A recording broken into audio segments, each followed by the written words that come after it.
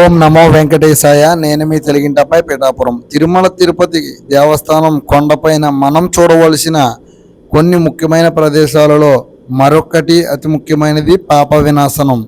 ఈ యొక్క పాప వినాశనం అనేది చాలామంది ఇక్కడికి వచ్చేటువంటి భక్తులందరూ కూడా ఈ యొక్క పాప వినాశనంలో స్నానం ఆచరించిన, లేదా అది కుదరకపోతే కొన్ని నీళ్ళ చుక్కలు మన తల మీద చల్లుకున్న, మనం కాళ్ళు కడుక్కున్న, ఇక్కడ మనం తెలుసో తెలియకో చేసినటువంటి సకల పాపాలను కూడా ఇక్కడ వదిలేసుకోవచ్చు అంటండి. స్వామివారి అనుగ్రహంతో ఈ పాప వినాశనం మన సకల పాపాలను కూడా కడిగి పారేస్తుంది అనేటువంటి ఒక ప్రతీక, ఒక నమ్మకం.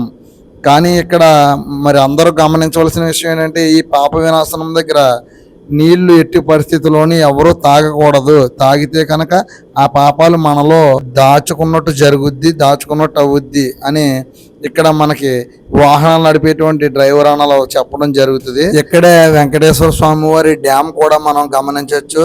ఇక్కడ చాలా పెద్ద ఎత్తైన గోడతో ఒక మంచి డ్యామ్ కూడా మనం ఇక్కడ చూడొచ్చు.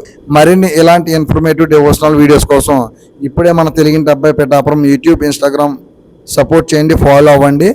ఈ మంచి సమాచారాన్ని మీ బంధుమిత్రులందరికీ షేర్ చేయండి. నేను మీ తెలుగింటి అబ్బాయి పిఠాపురం ఉంటానండి మరి.